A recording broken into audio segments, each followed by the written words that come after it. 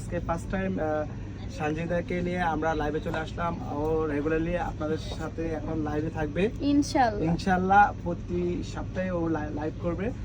আর ওকে সবাই বেশি বেশি করে সাপোর্ট করবে যাতে ও সবসময় লাইভের জন্য ইন্সপায়ার হয়। আর সবচেয়ে বড় কথা হচ্ছে ও আমাদের পেজের মানে ফার্স্ট থেকে কাজ করে।